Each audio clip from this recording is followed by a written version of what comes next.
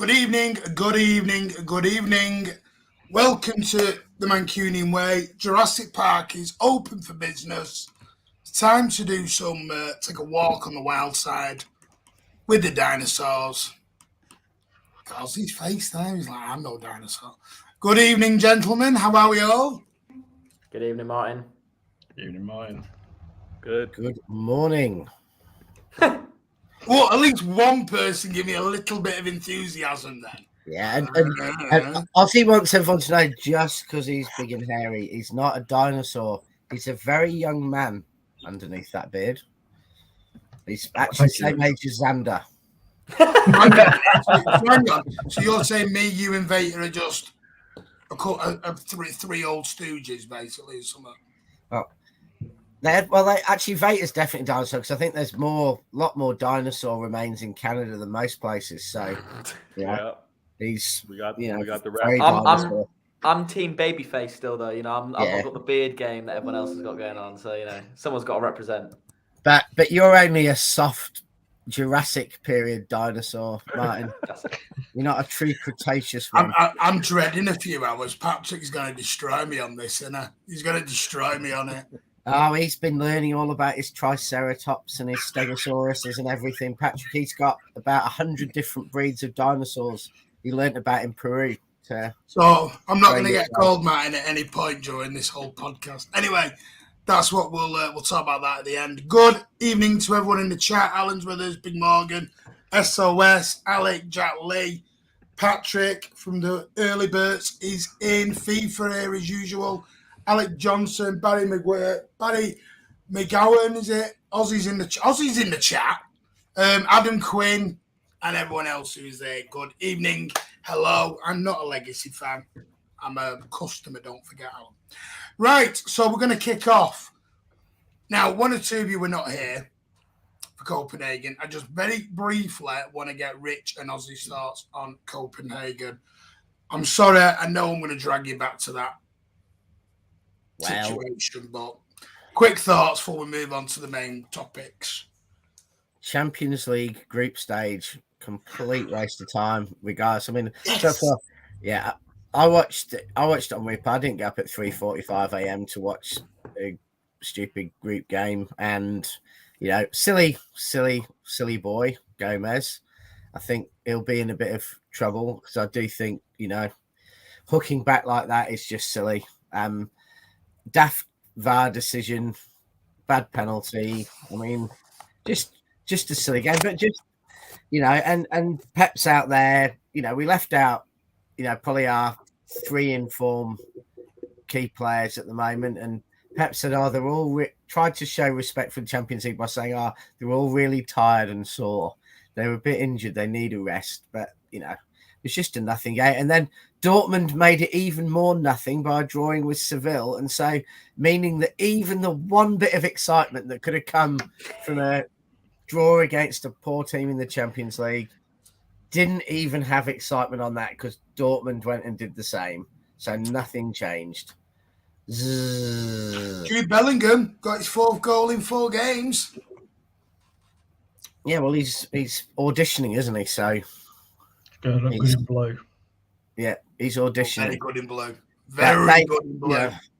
I know people aren't necessarily for the change in the Champions League, but it has to change. We cannot have more of my life tied up with 6 tedious group games in the Champions League.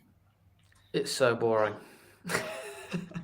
Vader's just spaced out up there. He's like, he's that bored, he's forgotten about it. I realizing that we braved through the post match and did a review was like, I'm gonna let you guys deal with that.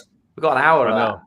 68 minutes on that, and I don't know how we did it. And you know what? It was actually a quality video. Wasn't a waffle for 68 minutes. We basically argued about VAR and everything else. It was quite good, actually.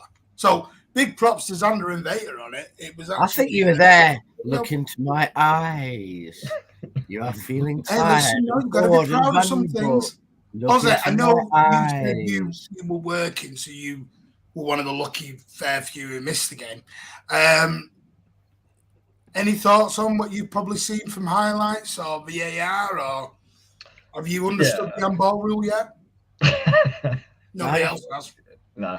Yeah, I mean, a really poor decision from VAR, but again, what's new?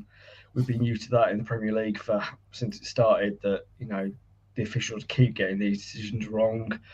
And I don't understand how it keeps happening, if I'm honest, because, you know, they've got plenty of time to review it.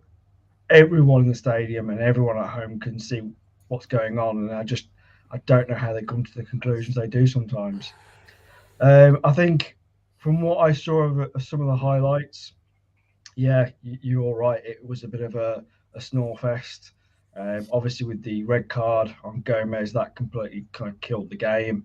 I suppose the only thing it did really is it gave Copenhagen equal footing in some respects, because at least they were able to have a bit of fair of a game, you know. And I think, you know, I have seen a lot of hate towards Gomez online, and I've got to say that I think it's a bit unfair. You know, he's only just coming into the team. He's a young, you know, kid of 22. You know, you've got to give him a chance. He's going to make mistakes. And I think it's a bit of unfair criticism. He'll learn from that. And I'm sure he'll progress. And, you know, we've talked about on this channel about, you know, being the Zinni Mark II, and I can still see that. I think he's got defence frailties, but going forward, he's shown us class. So what I say to the rest of the City fans that are criticising right now is say, hold up, give him time, you know, see how he does the rest of the season, then judge him. Yeah, that's fair. I mean, you know, he's not left back. He's not even second choice left back. This is what some fans need to start remembering. Yeah. Sadly. I mean, you know, said it before weeks ago, we should never play Gomez and Cancelo together. Yeah, I think it's an absolute no-brainer. We need to play three good defenders and Cancelo when, you know, and Cancelo, when he needs a rest, Gomez can come in for that. But really, you know, Gomez can only be playing the role that Cancelo or Zinchenko did. He can't be playing at the moment, you know, one of the three key defensive roles we have. But we've got Akanji and Stones who can go at right back to cover when Cancelo's playing. We've got Ake or even Laporte who can do it on the left. So I think Gomez should just be used and his experience built up, you know, in the right way. And don't make the mistake of playing two attacking midfielders as fullbacks in the same game. Right, Gonzalo, I'll let you have final thoughts for we. Yeah, just on that. I remember when Cucurella was being floated around in the summer, and people were saying about he's a wing back, not necessarily a full back. And same could probably be said for Cancelo. He looks like the kind of player that he likes that license to roam and get forward. Just a question for you guys, really. Do you see Pep posturing towards playing a three at the back at some point when you look at our centre-back options and Gomez out wide on the left and Cancelo out wide on the right? And maybe playing Haaland and Alvarez up top together? Do you see that being a possibility moving forward? I'm not laughing at you, Xander. Yeah. He's laughing at me because naughty boy and wind me right up this evening. And he knows what he's doing. Xander, do you not think that we've played three at the back for most of the last 40 or 50 games? I mean, for me, we named Cancelo as a fullback and then he plays as a floating midfielder and, you know, our three defenders slot in. And Kyle Walker, he kind of played this 80% third centre-back, 20% mad winger role. Yeah. But I think we're just going to see one of our fullbacks either being Ake at left back or Akanji or Stones at right back. And we'll just see a three with Cancelo maybe 20% of the game becoming a fullback. Be interesting at Liverpool because against them we'll probably have to have four at the back a bit more. So it'll be interesting to see, you know, how we use that, you know, fourth defender, whether it really is a fourth defender or whether we are three at the back.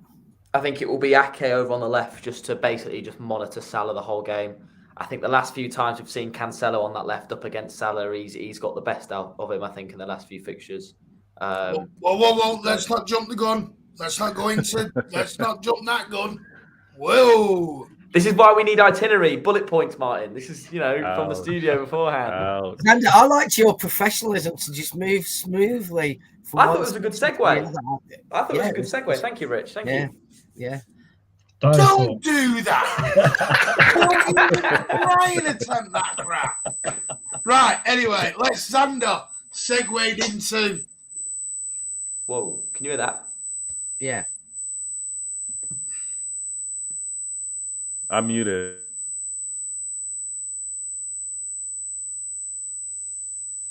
Ozzy. It's Ozzy. It's Ozzy. Right. Try and take your headphones. Does it work without headphones? Ozzy, the Bond villain. Or maybe unplug it, plug it back in sometimes. Yeah, there you go. Resets. Do you know what? Alan? Listen, can I just say, do we tell him that he needs to learn how to spell, or do we leave that one alone? Because I don't know. Be He quiet. might have been typing fast. No, Vader, don't be doing that. No, don't take that away. Right, let's move on to the main event. Liverpool away. They're back. The big boys are back. Mo Salah's back. Breaking records. Destroying everyone. Yeah. It's got Desmond written all over it. Well, listen, I think if we look back at the start of the season, if we all threw out a prediction, we all expected this to be probably the two title contenders going neck and neck again. Apart from obviously a handful of people who thought Liverpool would drop. But it hasn't worked that way. No, I wasn't giving myself props there, Rich. He's giving himself props there. No, I'm not. Bloody oath. I didn't mention that. But to me, it's still a big game, but it's not as big as it probably was. Am I wrong in thinking that now? Yes. Yeah. Please tell me why then. No, I want to know, because to me, the Arsenal game's not bigger than the Liverpool game. Nah, it's still Liverpool at Anfield.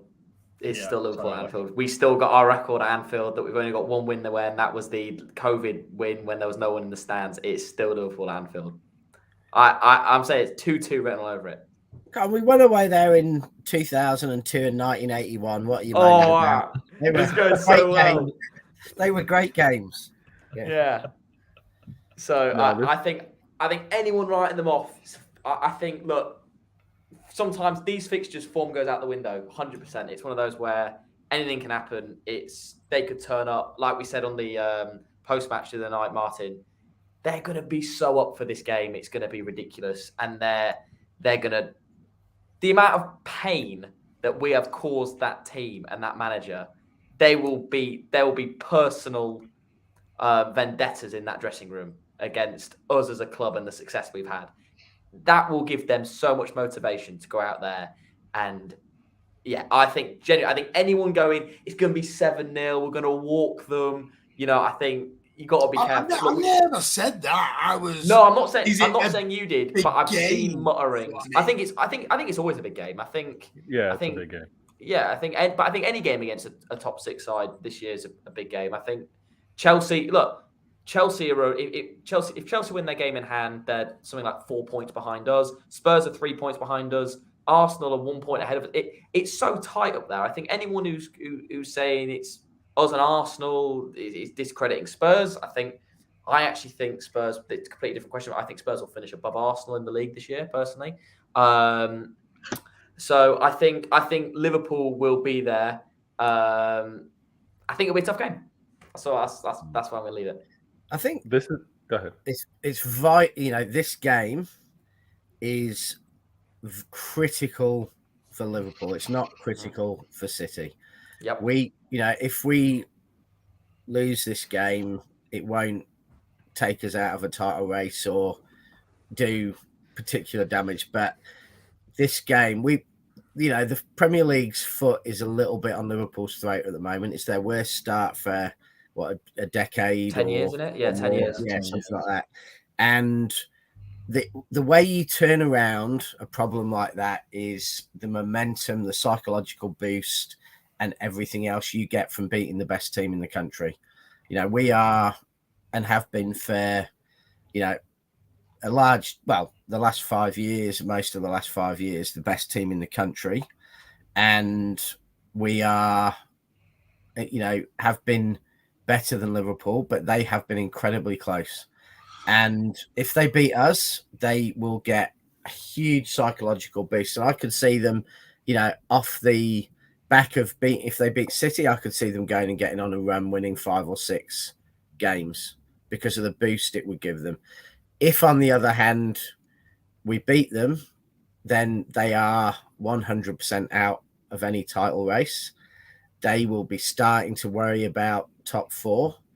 And, you know, it would smash the bit of confidence they have in the Premier League. So I think it is a critical game for Liverpool and less for us. So do we want to... And that's what I'm saying, Rich. I think that's the mentality side of it. They will come into that game knowing that. He will get them so G'd up for that game. At Anfield as well. This is what I'm saying. If it was our place, I think we manage it. I think we play them out of the game. I think it'd be all right. But I think the crowd are going to be so up for it. It's going to be flares when the coaches arrive. It's going to be a proper... that they will give everything to this game. So I think people have short memories. You know, just 4 months ago, they were 2 points or whatever is a point away from winning the Premier League and 90 minutes away from doing a quadruple if they beat Madrid. And they have the best player in the world in every position. So you know, we're still playing an all-star team with the best player in every position. I honestly think that's part of the issue with Liverpool this season. And it's why I thought they would slip this year. Because I think for 4 years to go at your best and take nothing away, Liverpool have been at their best for 4 years. Go as deep as they are, be the media darlings, being told they are the best team in the world, like Rich says, with every best player in every position, and he's worth this amount of money, and he's the best there, and we've got the best fans, and we've got the best stadium, and the brightest floodlights, and the greatest car parks, and everything else that they get told. What happened is last year, they fell flat on the rear end. They were told, right, now don't get me wrong, they played every single fixture that was possible. Mentally, and they came out with it with an FA Cup and a Carabao Cup. That was not what they wanted. That was not the game plan. By May time, they were not ever going for the FA Cup and Carabao. The main two with the Champions League. Martin, they were 2 of the best domestic cup finals there's ever been.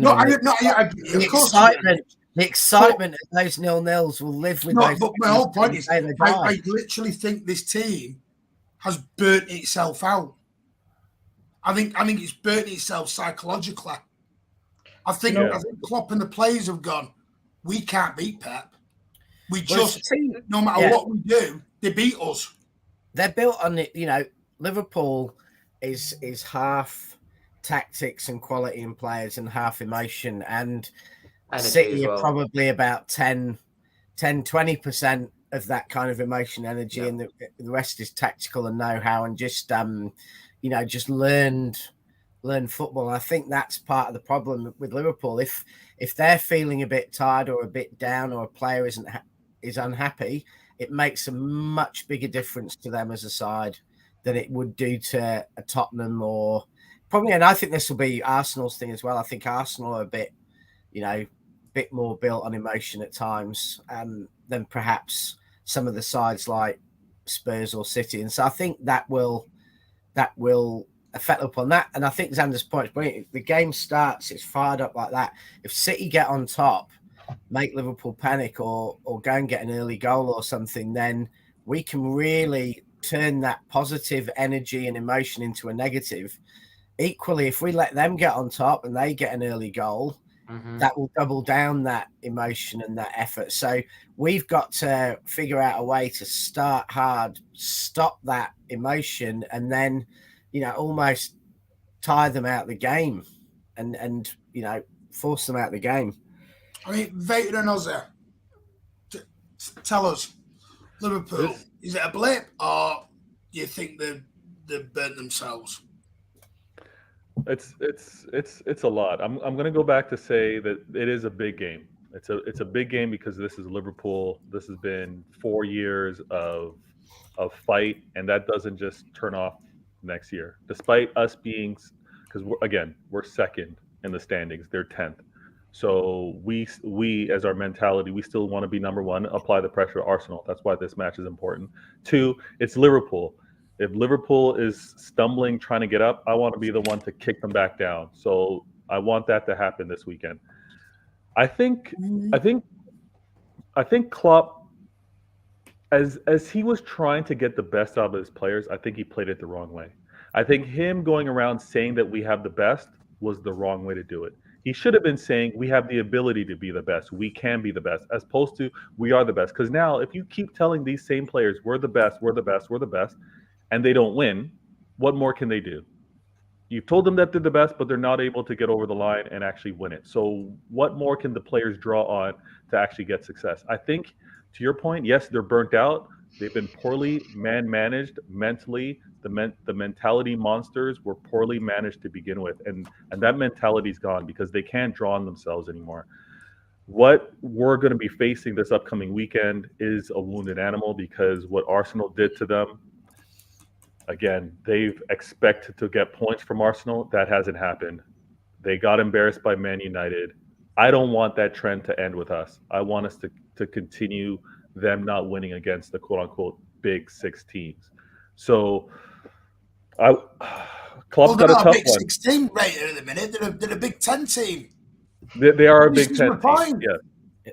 And I think to add to your point, Vater, on I think telling the fans and the media and the manager, telling them they're the best in the world goes beyond that because firstly it tells them, well, Salah, if I'm the best player in the world, I should be earning Mbappe's salary. So half last season is spent in a fight about that. Then they can't play Mane what he wants. So Mane wants, I'm one of the best players in the world. I want to go and get respected like that. And so money goes into that and not into their midfield. And, and I just look at Núñez and I think back to all that nonsense at the beginning of the season from Liverpool fans saying, well, City signing Haaland and Liverpool signing Núñez, they're pretty much on a par. They're the 2 best young strikers in the world, with Mbappe, and they're on a par. And so Núñez was set up to be compared to Haaland. And hasn't Haaland had more goals than Núñez has had shots or something? Some stat like that. Yeah. I think that's impossible. Haaland had 170 goals when he came to City, 160 goals. He'd done it in the Champions League. He'd done everything. Núñez had a good season, and it was a good season at Benfica. But it was, probably 2 years, 3 years, even though he's older, back in his career. And so comparing him to Haaland makes him a failure. It just makes him a failure. And that hyperbole is what is killing them now. Can I just make the point? Just on that, just on where they are in the league table. If we look at how many points they're on at the minute, they're currently sat on. They're about 13, 14 points. They're on 10 points, 10 games played. When we look at where we were in the 2021 season, when we went on and won the league, we were at the same point in the table. We were 9th. When we went on, and then obviously you know what happened. Then we went on that crazy winning streak and we won the league. And Pep had a bit of a redesign, but he had a bit of a redesign of how he played. He changed the setup slightly. The gap was smaller in points, but I think the part of it, I agree with you, Martin, is burnout. I think it's impossible to not be burnt out after what they've done. I think also you look at their team. Tsimikas is playing left back. Robertson's been injured pretty much since game week 3. Salah's been massively off form. Thiago can't stay fit. Fabinho can't stay fit. Matip can't stay fit. Konate's just come back from injury. Trent's now got injured. So when you look at that and you look at it, think it's not Liverpool at full strength anyway. Jota's only just coming back from injury. So I think they will only get better as the season goes on, as after the World Cup, really, when their players all kind of come back if they don't get any injuries. But I think I agree. His movement is decent, but I think it's just a beast to be wary of. Is what I'd say. I mean, Ozzy, you've been very patient. I do thank you for that, mate. Give us your views. So, I mean, I think I'm just going to kind of say that because a lot of it's been covered, so I'll try and go somewhere different slightly and say that, you look at Liverpool and you look at their back line, and they've probably had one of the best back lines in world football for the last 5 seasons. Do you know what I mean? There's no denying that, Van Dijk is a quality player. Trent is a quality player going forward. Robertson has also been very good for them. And Matip, we keep hearing that Matip is also this amazing centre back, and they brought in Canate, and he's done a decent job for them when he's not been injured. So, and Van Dijk's gone off the boil, and I think you guys are right when you say that this Liverpool team have been pushed and pushed and pushed by this manager, and they've just been running to the ground. That they put in a brave effort to keep up with City. No one can deny that, but they have not got the quality on the back on that they can reserve on from the bench. So that has been their issue, and they've tried to address that over the last couple of seasons to bring in players so they can rotate a bit more. But the thing for me is that there's been a lot of talk as well. I mean, I was listening to Talk Sport the other day, and there was this whole kind of 7-year Klopp, when he was at Mainz and then at Dortmund and now at Liverpool. And I think it was Graham Souness who was saying that it's just a coincidence. Now, yes, coincidences can happen twice. When you're talking for the third time, I'm sorry, but you've got to start questioning what is going on, because it happens every 7 years for Klopp that it all goes to pieces. And Andy looks knackered in interviews. And he does, and he's been very snappy. He's been very sharp with the media, and we kind of saw some of that last season. And I think now he's starting to come to the realization that he's done everything he can with this team, and he's realizing that City will go on and on. They've introduced one of the best young strikers in the world right now, and I think he's starting to think, and he's got to that point going, I can't beat them. I can maybe beat them. They can maybe beat us on the match, like they have done. But when it comes to the league and winning all the games you need to win, they haven't done it. And this is what Liverpool fans keep forgetting, that they've won the league once in 30 years. They've won one Champions League in the last 5-6 years, whatever it is. I'm sorry. That is spot on. It's spot on. What Ozzy's saying is exactly my point. Why we are going into Sunday, some fans are, excuse my French, shitting themselves over what? Because I'm giving my old point here. This is not Manchester City of last season. This is a brand new. But you could say that about Spurs, though, Martin, couldn't you? I mean, we've not won at the new Spurs stadium, and you look at Spurs and go, they've not been. I think it was either with Vader or Rich. We proved that was a myth when you actually start looking at the results and the stats. It was a myth of this Spurs always beat us all the time. No, but at their place, we haven't won at their new stadium. So even if they're 5th in the league by the time we go to their place, I'm still going to be like, I understand what people say. I get it. But this is my issue when I said, is it a big game? I think Liverpool, and this is just me being a dinosaur, Liverpool was not a massive game when we were not very great. And you know that for a fact, Rich. We went at Main Road going, we got Liverpool next week. Yeah, it wasn't like that because we used to get stuffings and we didn't really want to play them. Can I start looking off into space? Only became big when it became a one-on-one with us. That's when they became big. Back in the days when we had a manager who'd watch Liverpool and then say after the game when we'd just been battered 6-0, what a pleasure it was to watch such a great side. No, I know, but that's the thing. This year, When I say it's a big game, yes, we need to be careful of a wounded animal. I get that. I respect Liverpool 110%. But what I'm not having is this bloody fear factor we should have of them right now. They played Rangers. No offence. They played Rangers. Yeah. Rangers hit the post. Was it twice? Missed shots. Rangers could have scored 5 or 6 goals last night, by the way. They took off their best centre-back at half-time. Yeah. Mo Salah suddenly back after a record-breaking 5-minute hat-trick against a killed-off Rangers team at that point. They were finished. So, one result, and all of a sudden our fans have gone in. Some of the fans a bit meltdown. Yeah.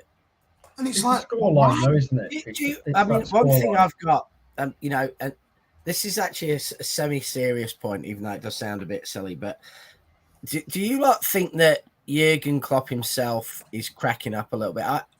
I think he's having a full-on midlife crisis. I really do. I'm being serious here. If you notice in the he's made a big thing for many years about driving, I think, an old Vauxhall or Opel or something and being really understated. And a few months ago, Brendan Rodgers style, he traded up to a Bentley and he started driving a Bentley. He started putting a little bit of blonde, a little bit of colour in his hair. He's gone and had eye surgery and he's given up glasses that he's worn for, 25 years. He's worn glasses and he's suddenly gone and had eye surgery.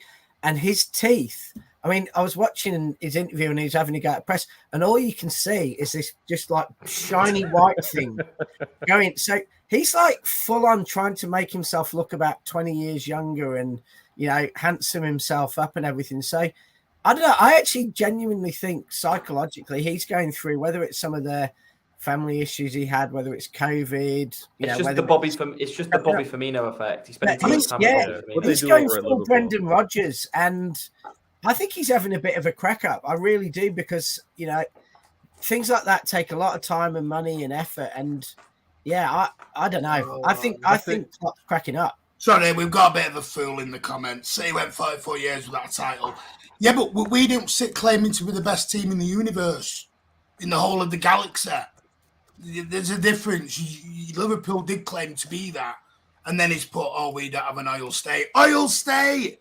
No, have a look at Standard Charter and Littlewoods and everything else, and you might have have a little... In fact, Rich, we did a show on this last year. Look back on You'll Never... on your anthem, your song that you sing. You don't even realise what you're singing about. Look at the song. Look at the history. I'm not going down that road, Rich. Look at the history of the city. I mean, Can I just pick up? Sorry, Vader, do you want to go, Vader? I was just gonna say. I mean, is Klopp losing it? Is he cracking? I'm not too sure, but I think when he first got his contract at Liverpool, he went and got the teeth. He got the contract extension. He's now making some more improvements. To your point, he's changing up the hair. He's laser surgery on the eyes. Like he's spending his money. Botox on the forehead. That's where the transfer budget's gone that they always moan about. They don't have. It's going on Klopp's There you go. Facial reconstruction. There you go. Netspend trophy that you didn't win last year, by the way, because we won the Netspend trophy and it stayed in our cabinet. Yusuf, you're not. This is my issue with this big game stuff. You're not. They have been, though. They have been. I think what I would say to you... All right, then. So if Arsenal become title challengers for 2 years and then they become our biggest rivals, we have one big rival and it's them over the road. And it's the same thing with Man United and Arsenal. Their rivalry was born out of competition, they're not historical rivals. There's only anything about that because they had a period of Go back 10 years. City Liverpool was not a massive game. No. No. I mean, we're in agreement there. We're in agreement there, but we don't want. Yeah, but we don't want Liverpool. They wanted us to win the league instead of United when it came down to the final day at QPR. So that shows you how new a thing it is when you compare. I don't think we can be their biggest rivals because we will never be a bigger rivalry to them as Man United are to them. So there's that aspect to it as well. I think you'll find we slapped you in the cold. There are aspects though of. I mean, there are aspects that can't be denied of Manchester v Liverpool rivalry, and I'm talking going back through history, going back through the world, there is a huge Manchester-Liverpool rivalry. In history, generally Manchester's on the side of good, Liverpool on the side of evil. So there is always going to be this thing, going back to starving Mancunian striking and getting, statues from Abraham Lincoln to stop the British joining the Confederacy. I mean, that has always been the case. Going back to the Civil War, where Liverpool was for the king and, Manchester, although it wasn't particularly huge city in those days, was for the people. When we stood up for, Lincoln, and Liverpool wanted Jefferson Davis to take over the country. I mean, that's just always been a history. And, long may that continue. And Liverpool, all my life, have been a big rival. They've not been as big a rival as United. But if you're going to win a game after United beating Liverpool, or, it used to be Leeds a bit more than they are today, is a big rivalry. It is a big game. So we want to beat them. And we want to ensure that, the utter hypocrisy, hyperbole, and cultish nonsense that they come out with is not allowed to, get out of under its rock. Yusuf, I live in Manchester, mate. No, you're not. No, you're not. Please, no, you're not, and you never will be. This is my whole point. It is a self-generated rivalry that is going on at the minute. Yeah. To be important. And this is where I asked the question about the big game. Is because I have to say as well on that, Yusuf, that's probably because, and no disrespect, your fans are so jarring on social media that it just, because of the points been stated of, we've got the best player in every position, Klopp's the best manager to ever manage in the Premier League, that people end up just hating you because you think you're something you're not. No one's disputing you're a massive, historically successful football team. No one's disputing that. But when it comes to just a rivalry, the hatred for Liverpool Football Club at the minute isn't necessarily all built on the pitch. It's everything that's off of it and how your fans behave generally, not necessarily between the clubs. For Rich, I'm better baited Rich, Well, I'm just going. It's just an attention seeker. Yeah, I'm not. You know what? I'm not even going to give attention seekers attention. I've had this with Liverpool fans. If you generally don't understand the little ones in the Liverpool connection, I can't help you. You need all to I really. All I can say is when you're founded by an Everton director trying to defraud Everton, who sets up his own club, and he's a Tory mayor, and you claim you're the bastion of everything, honourable against the British state, when you couldn't get more British state than being the club of the Tory mayor. I mean, Liverpool fans just crack me up. They ignore the entire history of the city, which is one of the, if you go around the world and you look at cities with really, truly disturbing histories, Liverpool's one of them. They have that, and then they, go around preaching this worthiness. But all I ever see when I hear Liverpool is "You'll never walk alone" is a burglar who accidentally, running away from a theft, falls over, stabs himself on his own knife, and as he's dying, sings to the daughter he's neglected and done nothing for, "You'll never walk alone." Because now that I've ruined your life with my thievery and violence, I'm going to pretend I'm all worthy in my final 30 seconds on Earth before I go up into the sky. I mean, anyway, just to bring it back to the football a little bit. Can I just say, we look at Liverpool's injury list at the moment. I want to start with you with this, mate. Currently at the moment, I know Andy Robertson's back, but they have got Luis Diaz out long term. Trent AA's out. Joe Matip looks going to be out. Curtis Jones, Oxlade-Chamberlain, Naby Keita, Arthur is also out. I forgot they signed him. Pardon? I forgot they signed him. Has he even played? I think Liverpool fans forgot they signed him. Is this a perfect time to actually be playing him? It's yes and no, because Trent hasn't been playing at form. If you listen to their fan base, they've wanted him to take a seat for a while. Robertson's back, so I think that's helpful for them.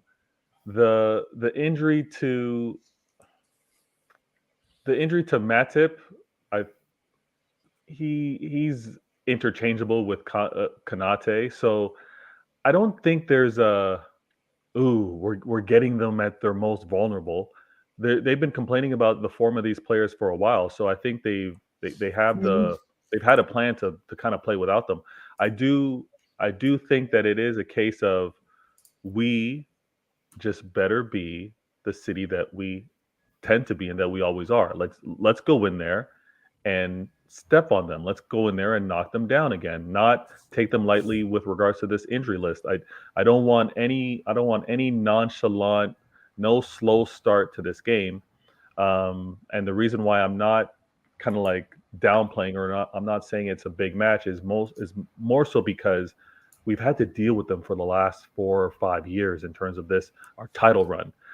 Historically, I'm not going to then put them into our biggest rivals. No, I would never do that.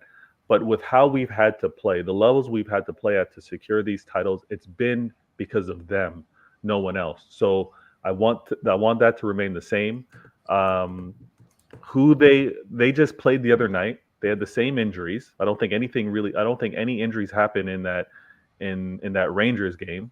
So they're amped, they're hyped. Salah, to your point, just scored a record hat trick in the least amount of time ever in the Champions League.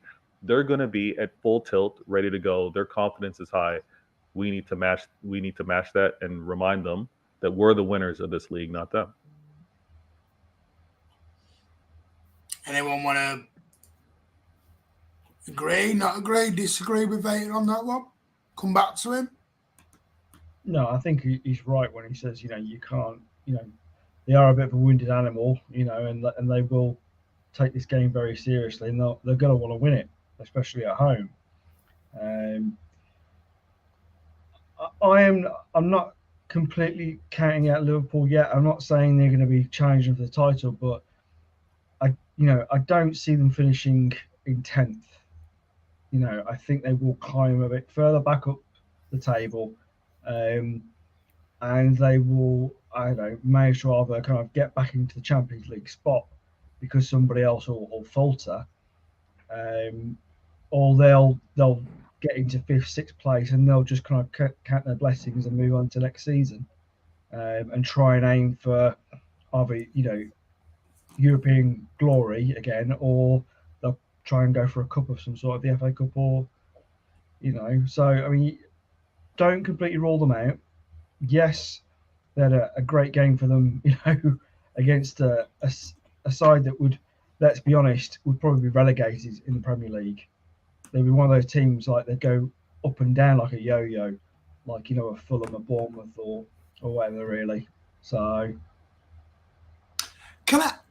does anyone think they're actually still in a title race,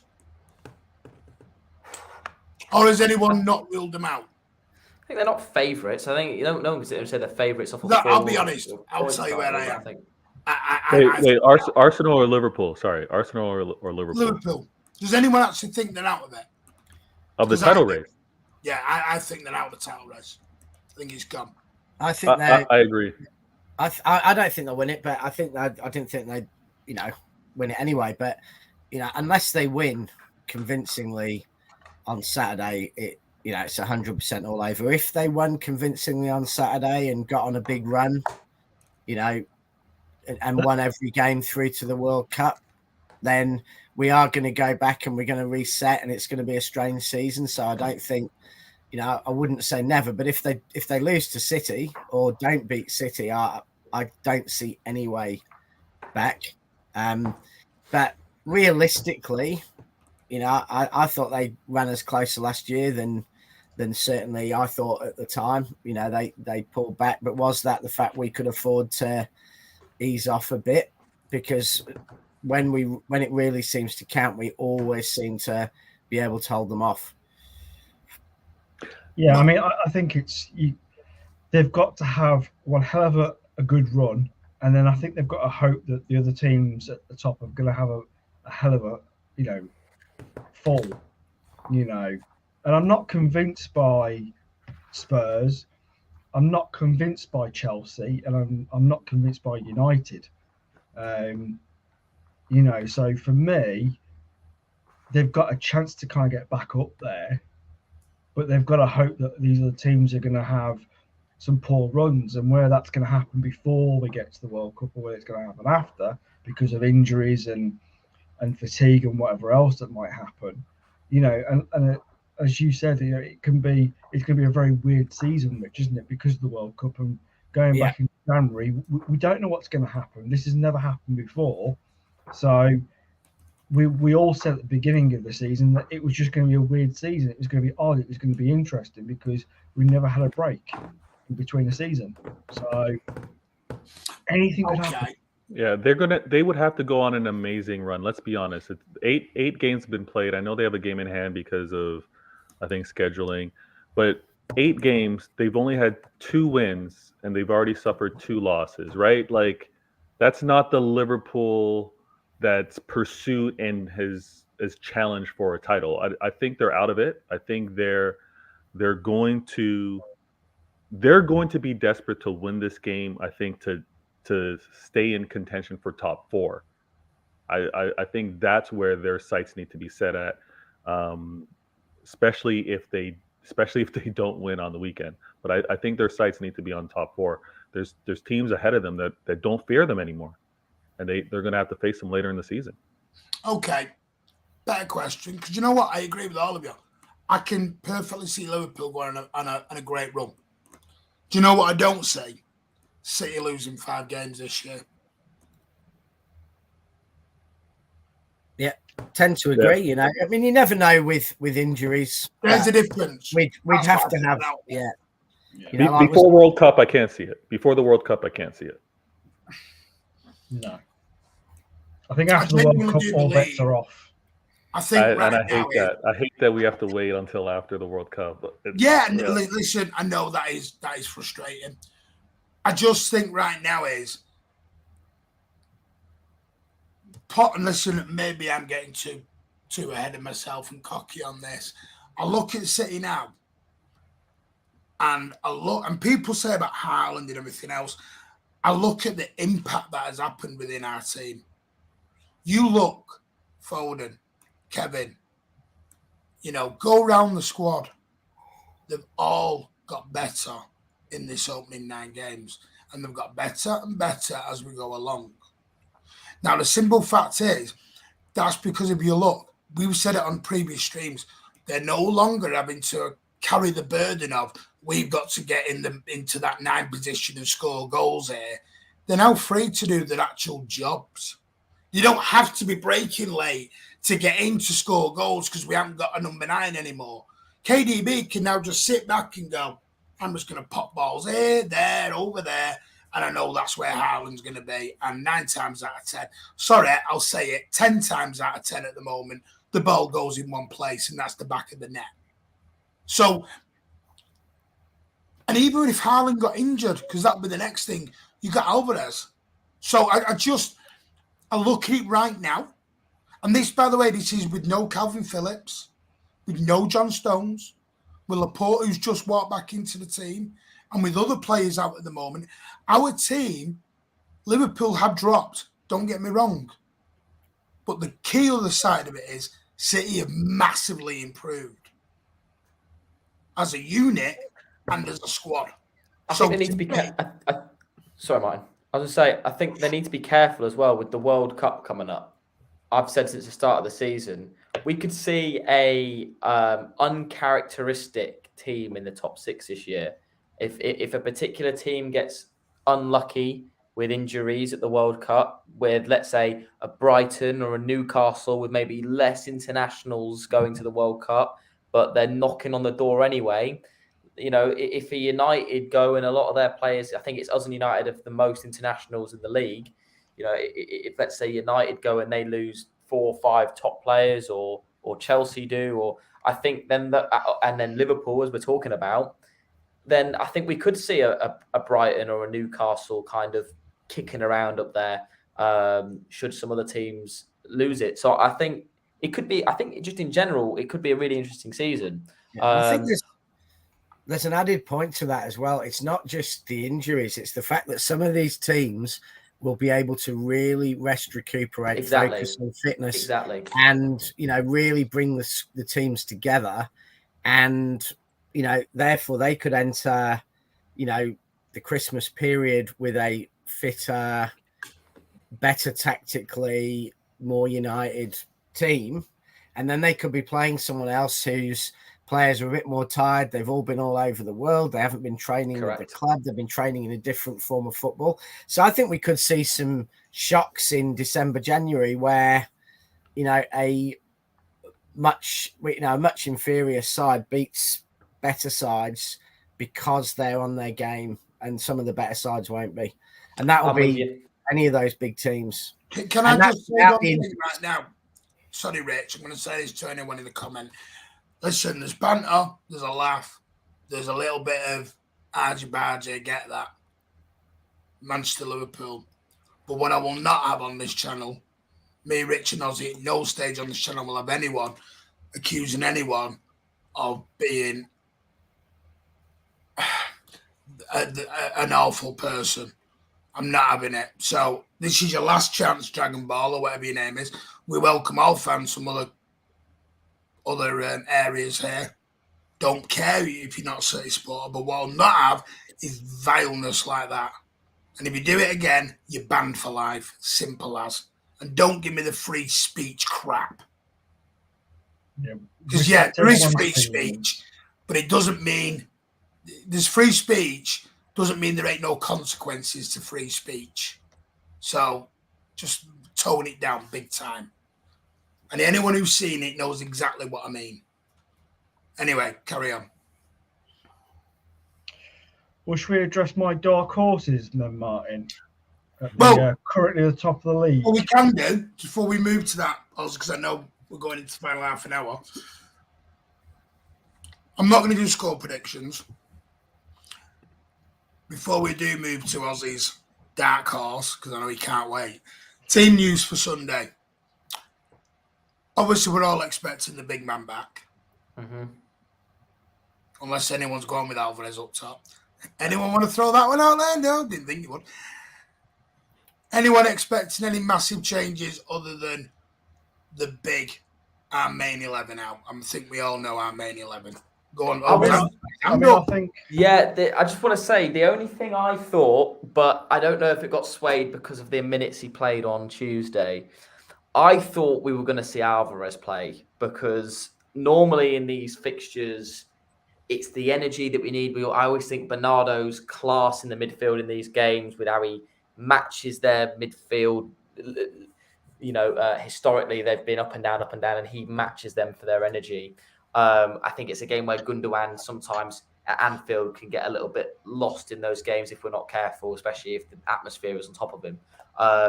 So I thought we could see Alvarez play just to really compound them with pressure when they're on the ball and not let them be comfortable.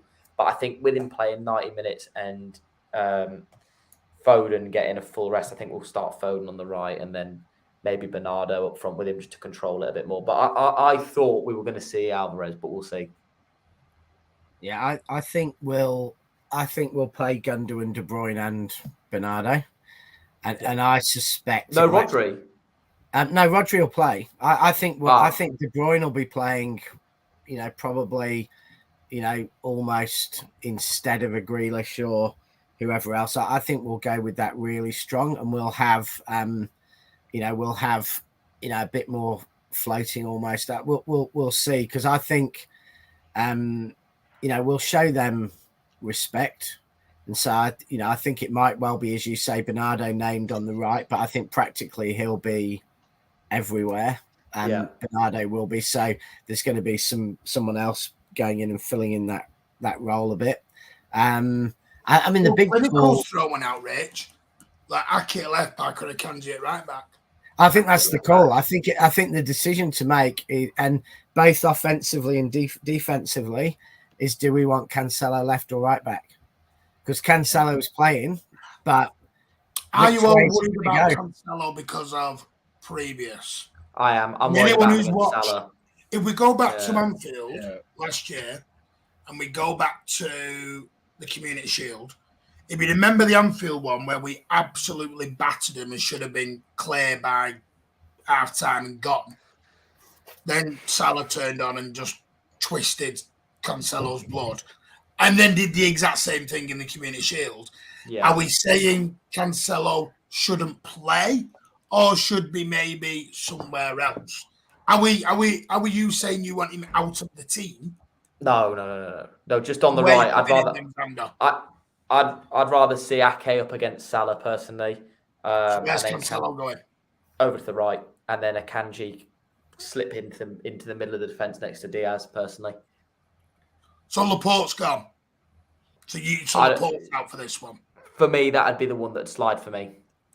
I think Laporte's still, coming back to full fitness. Yeah. So, I think they... A nice problem to have, by the way. Yeah. No, I mean... Yeah, we're going to see a lot of iterations of this back four, I think. We are, yeah. I think he'd start. I think if Laporte's 100%, I think he'd start. But I'm not sure he is. He's been out for a long, long time, and he's come back now. He got, a game midweek. But I don't know whether the physios and whether Pep feels Laporte is at 100% and ready to play in the biggest games yet, or whether he'll want, starting the Premier League next week.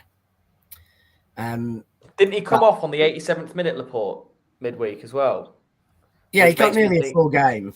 But makes me think maybe he was right on the edge, though, on those. It might have been a case of, right, take me off now so I can... I think that's what the worry was when you see it. Yeah. Alexander's got a point. When you see... I think I said it to you, didn't I, Baker, on the post-match? I said, when you take somebody off in the 87th minute, it's not generally a good sign. Now, that just... Because if you think he can do 87 minutes, he could have done 93 minutes, which does make you think, has he just felt a little something? Yeah, I think exactly. And you're not sure, or... I think it screams something was feeling. Yeah, exactly. He wasn't feeling it, and rather than risk it, he called himself off, which I'm not too mad about. As we're going to be talking about the back four, I think it's going to be. I mean, it's always a challenge. Whenever we try to anticipate and think, what's Pep going to do? We can be all over the place and come up with all kinds of combinations. I think we can think of it. How do we best want to defend against Liverpool? But then we can also go through the same stresses, thinking about, well, how do we want to attack them? Because Martin, when you were talking about injuries, Trent's gone, so I think that means Gomez is playing at right back for them. Yep. Robertson is back, so he's only one game back. How fit and how ready is he going to be? Pep may be looking at that as, where do I want to attack him? Do I want what side do I want Cancelo on to be? Because even defensively, Cancelo up the pitch creates such a huge problem and can actually pin them back from not being as aggressive. So we're going to have that to worry about. I would be actually curious to figure out what the front three is. I mean, we assume Foden. We're going to assume Haaland. I think those are safe. I'll tell you my three straight away. Foden right, Grealish left, Haaland in the middle. Correct, yeah.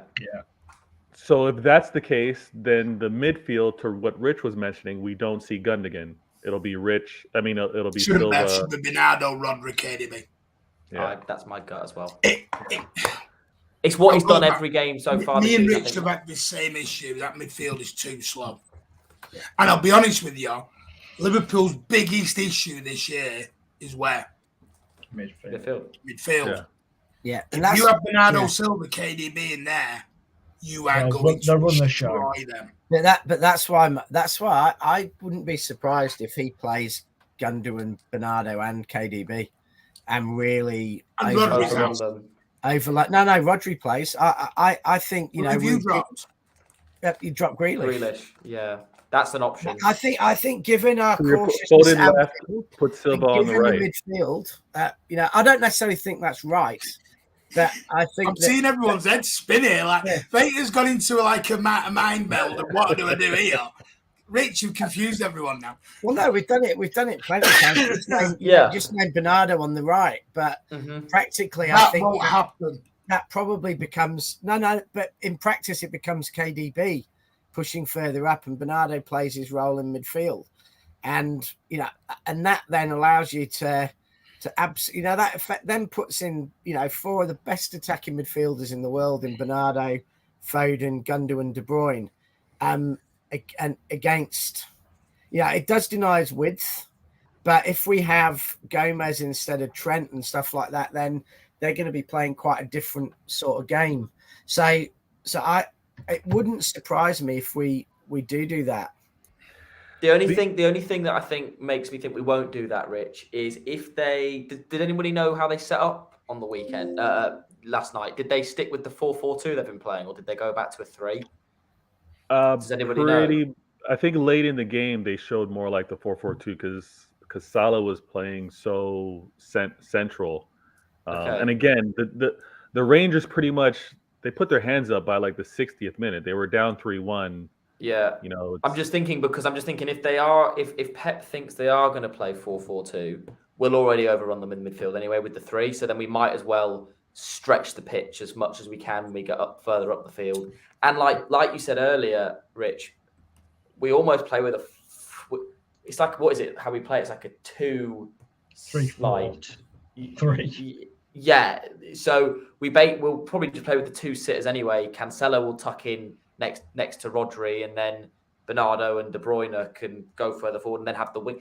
You know, Pep's always talking about the five channels of attack. You know, left wing, left attacking midfield, centre, right attacking midfield, right wing. I think we'll just fill out those channels and we'll just have Cancelo and Rodri behind it, and then the defenders behind that. I like the idea. Of Gundogan actually being on the bench only because we have a different option.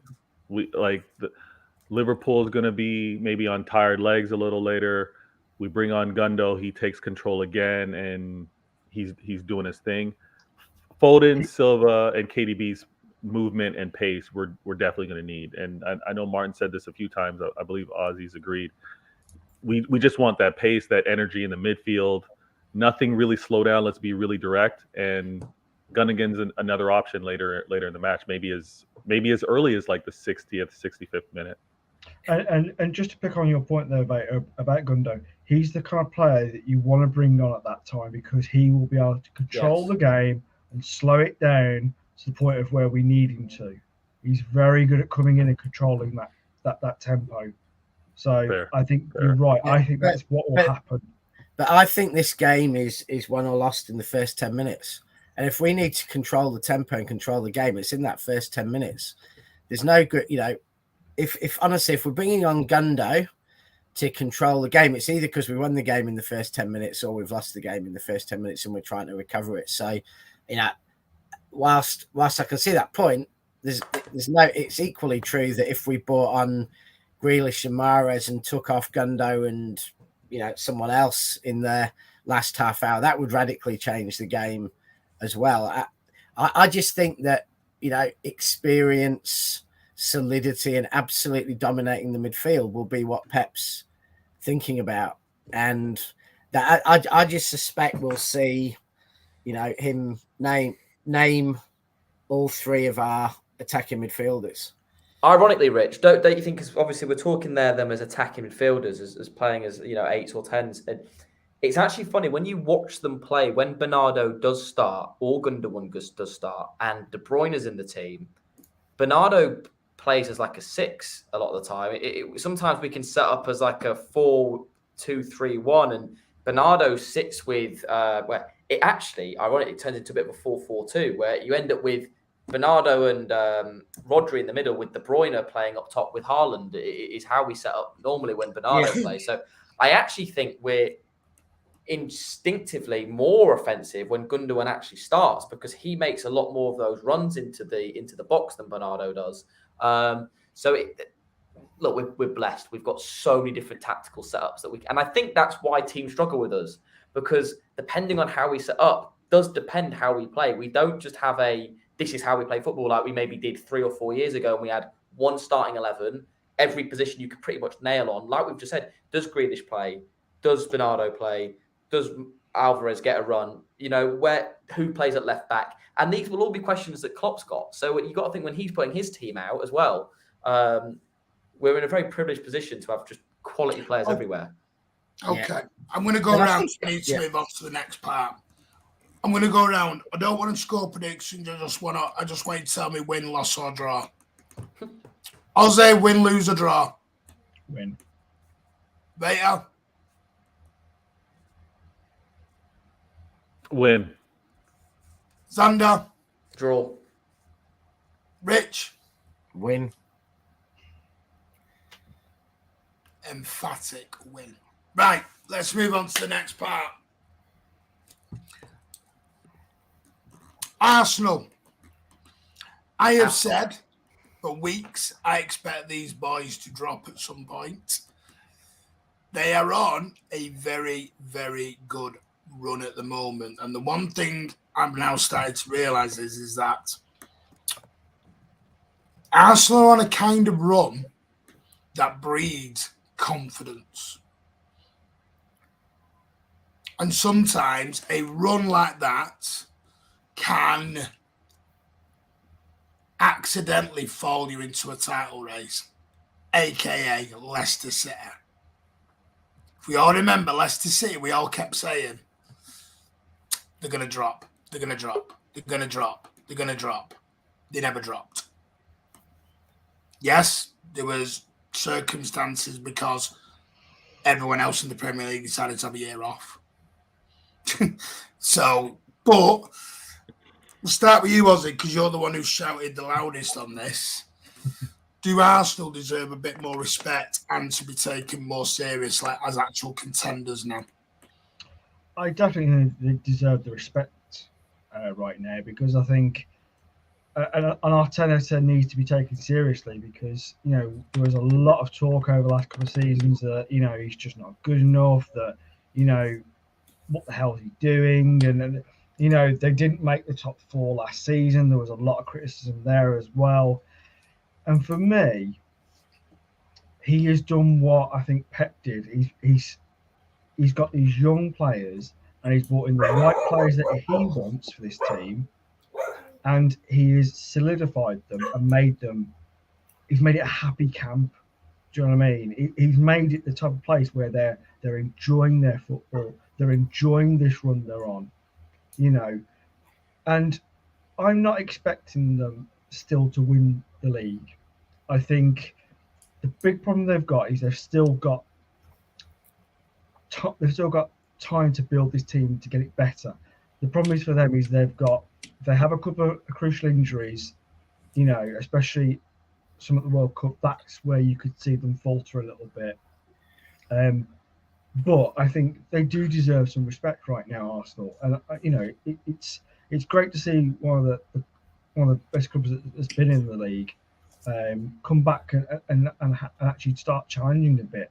Because Arsenal have been the butt of the joke for quite a long time. And I just think it's great to kind of see one of these teams that's got some fantastic, especially English players. You look at Saka.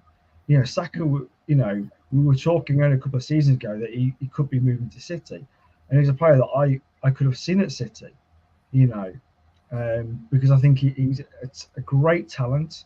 They've got Odegaard as well, who's another young, great talent that Real Madrid let go.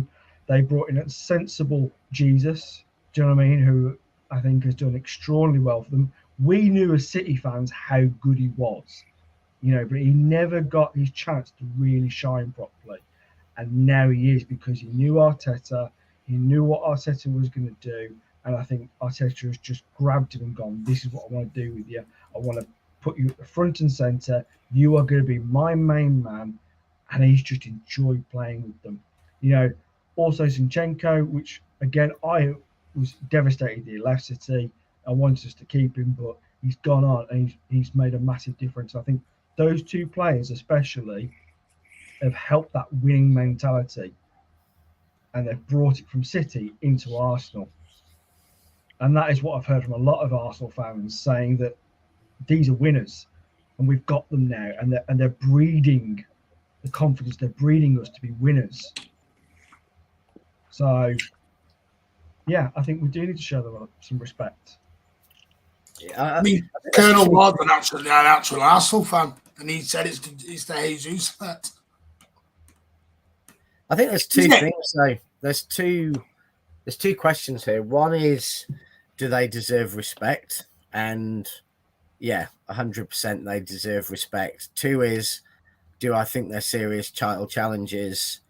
And the answer is no. I still would not be massively surprised if they, only come fourth or fifth. They are incredibly exposed. They are. I think they get a point less per game when Partey, for example, doesn't play over the last season and a half. He is. Actually, I saw a stat that as a player, in any Premier League team, when they're in or when they're out, he's one of the most vital players. I think, people forget that when Leicester won the title, they won it with about 80 points, 81 points. Second place was about 71 points. Leicester won a title that's probably 10 to 20 points too low to win it the way City and Liverpool have been playing the last 5 years. And the fact they could have won it on 72 points that year, you'd struggle to get top four with results like Leicester got in most of the last 5 years. So I think, I don't think we are, I don't think there's a possibility of a Leicester, because I think there are too many strong teams, particularly City, who aren't going to, City, if we have a bad season this season, might get in the high 80s. So there is no way someone's going to do a Leicester. To win the league, you are going to have to win, 28, 29 games and probably lose 2 or 3. So do I think Arsenal deserve respect? Yes. I think they're playing good football. I think they got good young players. I think Arteta's doing a good job. Do I think they're going to really seriously have a run at the league? No, because I think they're too susceptible to injuries. I think the World Cup is going to harm them more than any other team in the Premier League, because they're going to be the team who have this kind of above par, momentum and performance going in. At the moment, if the World Cup happens, it would probably help. Having a break might help Spurs, might help Liverpool. I think it would be a real blow to Arsenal. And I think that the point on the thinness of their squad in terms of real quality, that gets exposed in the World Cup, because, I think now they're going to have, all their key players like, Jesus and, Saliba and, people who are so key at the moment are all going to be going. So, I think they'll have a good season. I think they'll falter a bit. I think they'll probably drop a couple of places. Before the season, I didn't think they'll make Champions League. I think now probably they will.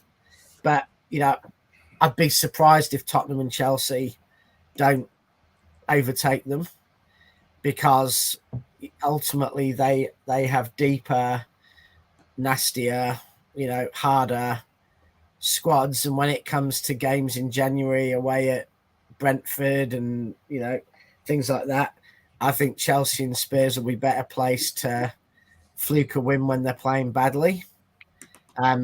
Whereas I want to, are Arsenal capable of getting good results when they're playing badly? I'm not sure. Good point. They are. So I give Arsenal a lot of respect, but only because they've now earned it. I do respect them highly because they actually showed patience for a manager in Arteta, suffering 2 seasons finishing 8th and a season finishing 5th, and didn't prove me wrong. Listen, ask Ozzy and Rich. Prove me totally wrong. I genuinely said I thought it'd flop.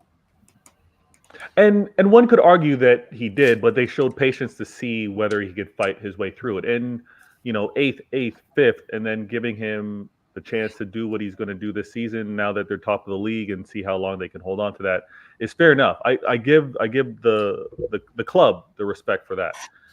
Now, I also want to wait and see. I want to see how they played against the league itself, right? And we're 8, 9 matches in. They didn't do their thing against United. I believe that they should have, to strengthen the fact, hey, let's get the respect from others in the league. They however did do it against Liverpool. They bounced back and they were able to do it against Liverpool. We talked about Liverpool earlier. They're 10th. They're not quite the same, but I think it's still important to play against some of these matchups and to come through with wins. They've now earned my respect. We'll see how they are able to continue to hold that respect.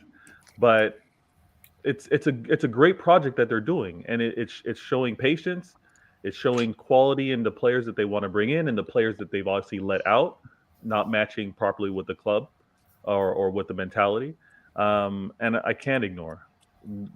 Ozzy talked about it. The quality of Jesus, the quality of Zinchenko, bringing in players like that. They're showing what they're building for, and the dog agrees with me. Absolutely. Can I just say, I'm left this comment up because this is where I am at with Arsenal before we let Xander finish on this. There's Arsenal a very good side, but it's a long season. Arsenal been off Europe. Yeah, I agree with that. They'll focus on the league. They're not ready for an 85-point season. This is my issue at the minute. To beat Manchester City to a title, you need to be prepared to go to 90 points and above. That's where I think Arsenal are short. I think they can. I think they will take the title race longer than I anticipated. But I think 1 or 2 injuries, I think they'll collapse out the title race. I think they will get a top 4 spot, but you've got Chelsea, you've got United. That's where Arsenal struggle. I think Arsenal will beat all the other teams. I think they might not beat all the top teams, whereas I think City will beat or can beat all the top teams, if that makes sense. If you know what I mean by that. I think Arsenal will slip up in 1 or 2 of those games where I don't think we will. Xander? I think, for me, it's too early to judge them. I think they're playing some great football. But I will judge them when they lose 2 games in a row, and let's see how they go from there. Because I think that will be the deciding factor. Winning's easy when you're winning. Let's see how they go when, like Ozzy was saying, come back, it's January, and Rich was saying, and you're doing difficult away days, and they lose 1, and then they get knocked out of the FA Cup maybe a bit earlier than they thought they were going to, and they get an injury and morale starts to slip. That's when you, I think, really find out. I think in terms of the football they play, if you were to just look at it on paper and on merit and go with the play with how they're playing and how good they are at playing football, could they win the league? Don't see why they couldn't. I think they play fantastic football, and I think on their day, look what they did to us last year at the Emirates. We were lucky to nick those 3 points at them. I don't think you'll find anyone that wouldn't say we were lucky to beat them last year at their place in January. And that was, like you were saying, without the additions that they've made and without the confidence that they've now got from the start of the season. So I think in 90 minutes, if you look at it as just that, of just disjointed games of football and style of play, yeah.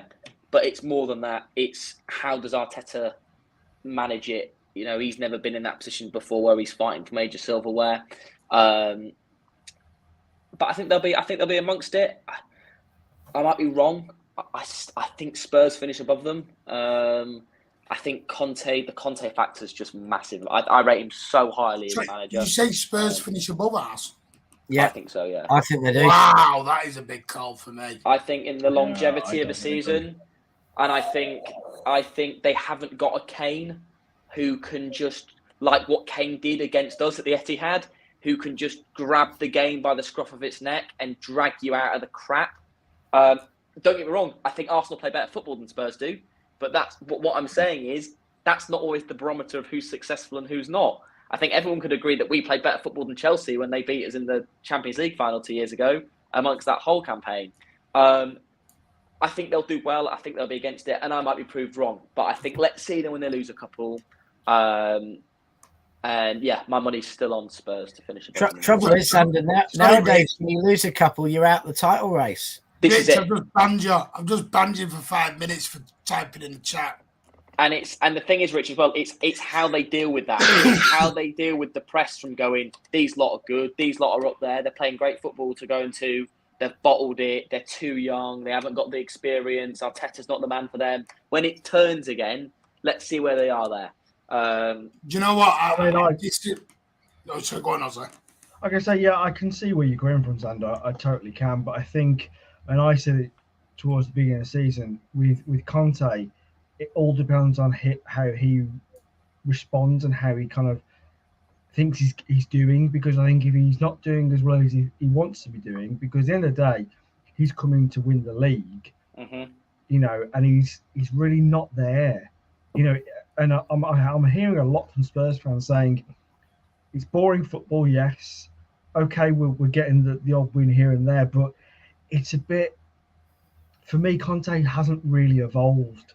When he was at Chelsea, he brought this brilliant team and he did great things. But Spurs are not Chelsea, and they've got some very good attacking players, but he's not utilising them properly. You've got one of the best strikers. I mean, Alan Sheeran said that, if Kane had moved to City last summer and we hadn't. Yeah, I saw this. That's nonsense, though. He wouldn't have scored the same amount of goals as Haaland. What I'm saying is, no, I don't think he probably would have. But what I think he's slightly right is I think he would have got the chances and he would have scored a lot more goals than he's done so far for Spurs. So I don't think he's personally utilising. I can't agree with that. Kane's got 9 in 9, I think, this season. This is the argument they wanted. Yeah. Hold on tight, here we go. I think the only reason Kane's not getting the plaudits is because Haaland's coming. If Haaland's not scored 15 in 9, everyone's going, Kane's got 9 goals in 9 games. I think everyone's looking at I think it's more the fact of, I think he is getting what he needs out of his players. I think, look, you get the same amount of points if you win one. I think you get the same. You get the same amount of points. You don't think he is? No, Xander, he's not. Xander, go back and watch that North London derby. They were embarrassing. It was embarrassing. They were embarrassing. My point is, and that's what I'm saying. I'm not saying Arsenal don't play better football than Spurs. Of course they do. But you get the same amount of points for winning 4-0 as you do 1-0. And I think that comes to tell at the end of the season. Personally, I will happily be proved wrong. The mentality for me, Xander. I prefer Arsenal as a football club. I would rather Arsenal finish above Spurs. I just genuinely think over the course of a season, I think they just pick up more points. That's just personally. You know what? Here's my thing. I don't think Tottenham made top 4. Wow. And I said that. I'll be honest with you. Chelsea I'm putting back in because I think Graham Potter is the biggest X factor of that whole scenario. Chelsea going back in. City will be there. Arsenal will be there. And who are you about to say? No, I don't know why. You know what I'm going to say, Vader, in this smile. I don't know why, but I have got a sneaky suspicion of that crap down the road. Yeah, I do. And do you know why? Because they keep. I saw something against Everton that I haven't seen in United for years. A resiliency to bounce back. I haven't seen that in United for about. I don't know. Their whole thing was going behind at half time a few years ago, and then coming back from losing positions. They've just scraped to win against. Smash 6-3. No, but they've just scraped to win against. But Rich is dying to laugh. Anyway, right, we're going down another segue here. They're going down, and you're all going on about to gain 4th place. Rich, you can take the piss out of me at 7:30 in the morning in about 6-7 hours. Vader, has anyone got a shoot now? Because I'm going to end it. I'm ending it in about 4 minutes. So if anyone can make 4 minutes, great. If you can, I've got 4 minutes. Let me know now. I can do 4 minutes. Yeah, so sorry, I got to run to the kids real quick, but this convo about top 4 we have to revisit. Oh, we're revisiting it. We might do this next Thursday, actually. It's actually quite. This is what we do. We've now segued into next week. See, this is why you don't need a script. Anyway, I'm just very glad that we've got one person with a well-balanced, sensible opinion about football like Xander about Tottenham. He's not getting carried away in all this early season. I'm out of here. All excited. Yeah. Hey, go and give Beta Games some love. Hit that subscribe button. He's trying to get a 500. He deserves it. Go and give Beta Games TV some love. Really, really top channel. Right. So we've done Liverpool. We've done Arsenal. I'm going to wrap up 3 or 4 minutes very quickly. Mbappe. Quite simple. Would anyone have him at City? Me, straight away, no. Egotistical, too much money. City won't do it. Ain't asked for egotistical little sods like that. And we've already got someone who wants to piss off in 2 years. I don't want another one. Jesus, we're not loaning these superstars anymore. Come on. Martin, do you want me to do my supermodel analogy again? No. Go on. Go on. Anyone? No. Does anyone want him? I'd have him. I think he's a top talent. He really is. There's no denying that his quality. He is one of the best players right now on the planet. The problem that I think that there is that his attitude has come into question of late, but it is coming from journalists. It's not coming from himself, So I think you need to put just a little bit of doubt on some of this. I mean, there was a lot of talk when he signed his new contract that he basically had the run of the place, like he could make all the top decisions, and that's just not the case at all. So, I mean, the thing is with PSG is they are a team. They were basically the Galacticos, but they were nowhere near the quality of Real Madrid. They were a team of stars that have come in and they've not been able to gel. They've failed apart from winning their own league, which is, to be fair, not particularly hard when it's a farmers' league. But he's still a quality player. And I would never say never, but I think it would all depend on a certain Mr. Haaland. If the rumours are true that... Say his name again. Haaland? I thought you went Haaland then. I thought he was really... No, I didn't break it into the Haaland song. I thought you were doing like Alan's version of Mbappe. No. This is my issue though, was but to be honest, I've got a bit of inside scoop on it actually, because here we go. Sit down. Bit of breaking news here. I was down at Manly Beach yesterday, and I bumped into Killian's uncle Alf. He was at Manly Beach. Yeah, and I know Alf. He said ever since, playing for Heighton Boys as a kid and his upbringing in Bootle, that basically Killian has only ever had his eyes on one club. Killian 2022. Apparently he has a big liver bed tattooed on his chest. Apparently sometimes even wears a Liverpool shirt underneath. This is why we've ended on it. So I've heard that he's basically been on the phone every day for about 18 months to Klopp, begging Klopp, take me, I want to play.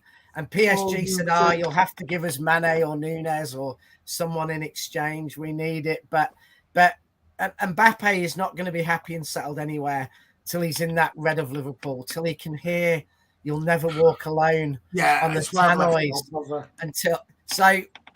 He's like all those, same with, Salah, born and bred brutal lads. They just, that's all they want. Have you not heard the news? It was Mbappe 2020, Mbappe 2021, Mbappe 2022. They're carrying this on until they get him. They're doing what Real Madrid did. And it's all come out because apparently PSG have now said they will not sell him to Madrid after the way Madrid behaved. He has to go. He can go anywhere else other than Madrid. So now Liverpool are now apparently the front runners. Liverpool took them 3 or 4 years to get Salah to 380 grand a week. And that took having to sell Mane to get to that point. And they think they're going to pay Mbappe £1 million a week. Get off. And they haven't got 200 million to spend on him. So Martin, what Uncle Alf said to me is that he'll take a YTS contract. He'll take 200 quid a week just to play for him. So it's not going to affect their wage bill. And apparently he thinks that Liverpool is more picturesque. He's going to Arsenal. He's going to Arsenal, Rich. Jesus. Listen, no, I'll be honest with you. Not for me. I'd have him. He's overrated. He's arrogant. Anyone who sits there and goes, I want out of the club because I'm being played on the wing, kiss my ass. But technically, it's the opposite. It's the opposite of that. He's wanting out of the club because he's not playing on the wing. Yeah. Oh, is it? Whatever it is. Come on. Is that where we're at now? He got given the keys to France. Never mind PSG. He got given the freedom of France. He got flown to Qatar and sat down and with the prince and king of wherever it was. Got given £1 million a week. Got told he can decide transfers, directors, and he could choose the menu in the bloody catering, whatever. I'd have him. Oh, get off. Oh God! Imagine the meltdown. Imagine the global football meltdown. This is what happens with the younger generation, Rich. All they see, this FIFA generation, what they see, Rich, is stars. You remember that show, Stars in Your Eyes, with Matthew Kelly? This is what these two are. Tonight, Matthew, I'm going to be killing Mbappe. And walks in through the smoke. This is what these two are doing. We don't have enough drama. We don't have enough drama in the club. We need Mbappe. We need a shit stirrer to come in and ruffle shit up. We need a little bit of drama. We need a Balotelli. We bring in a Haaland who calms everything down and gets everyone playing billiard. Boring. And then you want to bring in Mr. Ego. It's boring. It's boring, mate. Tell you what, boring. Screw it. Let's go the old log and get Neymar as well. Let's really have a cracking front three. Let's do it. Let's bring in Messi. Oh, piss off. Yeah, I would. Get Isco in as well. The only club that'll go for him. The only club that'll go for him, I reckon, is Chelsea. Because Bailey wants to I can see that stupid owner. Yeah, I can only see, but honestly, I don't think he's leaving PSG. I think he's forcing PSG to do what? Paying £2 million a week? I think he's forcing PSG to take half the amount of money for Neymar when they sell him in January. Oh, no, Rich, this isn't a negotiation tactic. He did that last summer.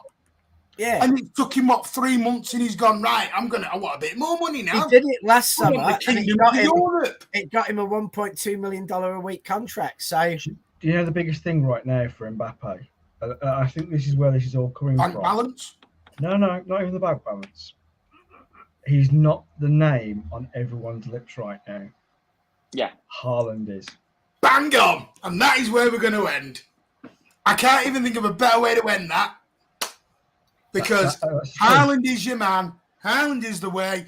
Look at Liverpool. He's going to... I won't say that because that will look really dodgy if someone clips it. I was going to say he'll bang you all the way, but no. Anyway, big thank you to these gentlemen, Ozzy, Xander and Rich. I'll tell you what, Martin. Martin, next time I'm on, I've got this beauty. So if you really think you are a dinosaur... No, tell you what, keep that, because you just gave me an idea for the World Cup. While the World Cup's on, we'll do a quiz night. Yeah, cool. We'll have a few drinks. We'll have a quiz night. Loaded. I'll give you a load of categories. We'll have the the FIFA gen against the dinosaurs. And we'll really see the knowledge. We can have quiz number 27, which is questions on the first division, 1936 to 1937 champions, if you'd like to go that dinosaur, Martin. Yeah. Oh, by the way, there's a couple of things very quickly. Listen, the Early Birds are doing a podcast in the morning. Well, their night time. I'm in the hot seat. I'm the one getting up at silly o'clock in the morning to go on the Early Birds podcast with Rich. What we're talking about, Rich, do you know? Yeah, I'm not sure I'm going on today. He's picking it out now. Anyway, I've got a day off and I'm off out and about, but yeah, I'm making a move, guys. Patrick can tell me the timing. It may work, but it probably won't. Yeah. Anyway, and also pleasure as always. Hit that subscribe. We are back Sunday night. We'll be back tomorrow morning with the Daily News in 10. We'll then be back Sunday night, post-match reaction, live at Manchester City's trip to Anfield. Win, lose or draw, we will be there. No doubt you'll see this lot. Go and give the Early Birds a watch over on Spotify, Facebook, SoundCloud, Jupiter, Mars and everywhere else. Also go and give Verti Games TV a lot of love. Hit that subscribe button for the guy. 500 subs is after. And hit the subs for us. We are 175 away from the 1K. I'm hoping to get there this weekend. So come on, Liverpool fans, come and bring it. If you're going to do it, hit that subscribe button if you're going to do it. But have a wonderful evening. We'll see you in the morning. Bye bye.